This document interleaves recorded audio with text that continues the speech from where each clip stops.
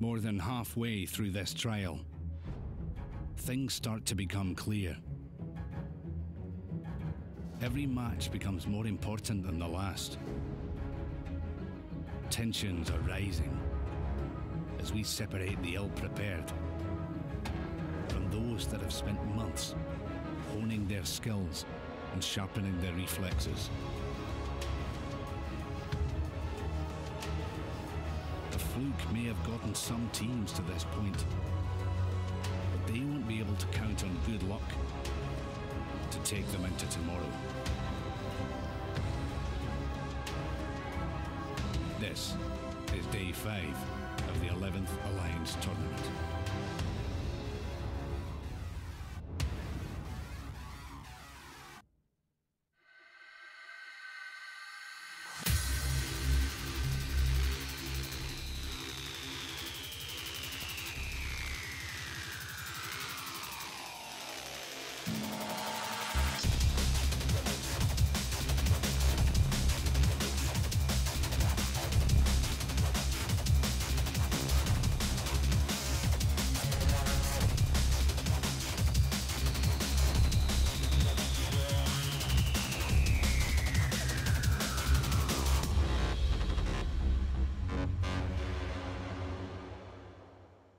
Hi everyone, welcome back to the 11th Alliance Tournament. My name is CCP Soundwave, and we are here for the final weekend. We're going to figure out who's going to be the winner of this 11th Alliance Tournament. Have you seen this little guy? This little guy I have here. He's part of the Collector's Edition that we're selling right now. And if you'd like this swanky little rifter, then you should order one. If you order 2, you'll get 2 rifters. So 2 collectors, double the rifters. Welcome back, gentlemen. How are you guys feeling?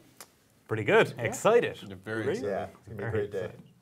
What are you most excited about? Most excited about seeing PL knocked down to the winner, to the losers bracket. Oh, you think that's going to happen? Absolutely. Yeah. Are PL in bad shape or Hydra just in great shape? It's hard to pick anyone over Hydra in odds. Yeah. They're a very, very, very strong team, but practicing very hard, as a lot of teams have. But I think they're most of our favorite to win the tournament. Yeah, you never know. Someone could upset them, though. I agree. If there's a team to do it, it's going to be Pandemic Legion. But I don't know. Pandemic Legion have a history of struggling in late stages sometimes, so we'll see. They have the potential to come out there and 2-0 them, but they also have the potential to drop 2-0 in the losers bracket. So. Yeah, I think it comes down to seeing which team feels their better setups. I mean, it's going to be a little bit of a strategic game in a sense that neither one of them will want to show all of their setups. They don't want to show their best setups because there's still tonight left to practice. So whatever you show today, everybody's going to practice against it for tomorrow. Yeah. So you don't want to put your best setup out there. So it's going to be very interesting. So we're not at the point where you have to pull out. No. But you still want to do something good. Yeah. I mean, like, there's a huge advantage to going in through the winner's bracket here. Not only do you have to face a lot fewer teams tomorrow, but you also get to be one up in the final series, which is a pretty huge advantage. Yeah, I mean, I don't know. I mean, they're both good teams, and they can probably both make do in the losers bracket. But wouldn't it be nice? I mean, wouldn't it be nice to beat Hydra as well? It'd be rather good. Yeah. There's been a lot of chit and chat between the teams. In fact, Gubbins, Admiral Guberius, one of our main FCs from Pandemic Legion, was talking to the Hydra guys over the week there and asked them, why haven't you guys been practicing much this week? And their reply was, our practice is scheduled for 5 p.m. on Saturday. Oh, snap. That's harsh. Well, a bit of confidence there, but I mean, they're also a pretty good team. All right, so if Hydra is probably the strongest team right now, it seems like, who do we think is the weakest team of the ones that are left? And if you don't remember the teams that are left, I can quickly tell you. So we have Scum, we have CVA, we have Your Votes Don't Count, Verge, Hun, Agony Empire, Darkness of Despair, Ministry of Inappropriate Footwork, Dark Side, The Initiative, Rote, Late Night, Ronin, Exodus, PL. It's kind of hard to say. All the teams that are left are at least solid and at least have the ability to be really good in any given match. A lot of them are pretty, I guess, unpredictable in how well they're going to be flying. Scum's got knocked down into the losers bracket right away, but then has stayed alive so far, which is really impressive. CVA has been hot and cold, but was really hot last weekend. Yes. There's, I think, it's hard to say who the worst one is. There are definitely a lot of teams that are capable of being surprising. I think one of the determining factors at this point is going to be how many of these teams anticipated coming this far. There are a lot of matches left for these teams, even though they may only have a couple of opponents left. You know, after this first couple of matches today, we're going to start seeing best of threes. And when you get to best of threes, you could potentially be flying 3 matches after that, more best of threes and a best of 5. It comes down to how many setups do these teams have prepared, staged, and are they ready to fly? Or are they going to start having to repeat setups that will become predictable and easy to beat? Yeah. This weekend is going to be when logistics comes into play. It's going to be partly decided due to whoever has the best logistics and the best ship cache, the best module cache, and so on and so forth. You can't be running in and out of Cheetah all the time either. All of these teams will have whole groups of people that are the heroes that you actually don't see in the matches that are supporting the teams, that are getting them all the fittings they need, that are making sure that all the ships are fit and ready to go. And those people are absolutely crucial when you have these best out of 3s and best out of 5s. But I mean, surely they'll have done their work yesterday or the day before, right? Well, they've done a lot of work. But we don't know what the meta is going to change to this weekend. Yeah, That's going to be, I mean, we haven't seen a lot of missile-based teams so far. Nobody's probably be kind of prepared to counter those. So if we do start seeing like Hydra fielding Widows or Cambions or something like that, people are going to scramble and they're going to need to change their meta and they're going to need to probably change their rigs and so on and so forth.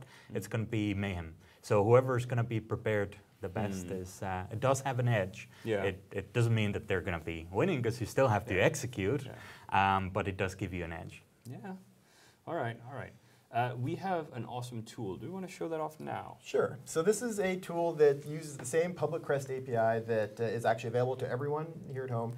We've got also other tools available on our website. If you go to community.eveonline.com/ATXI, there's our Alliance Tournament website, which includes the Battle Viewer, which has all of the ships in 3D rendered in WebGL, and you can actually watch the matches with a 1-minute delay, similar to the stream delay, and replay matches.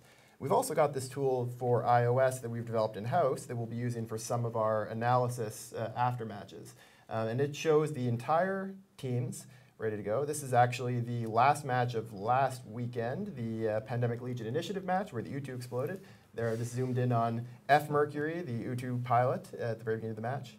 And we're going to be able to actually show you some of the really cool stuff that happens in matches with this. We can draw a little bit on it, so F. Merc's here, and he's going to be heading this way, trying to go after the Logi of Initiative. You'll see that in a minute.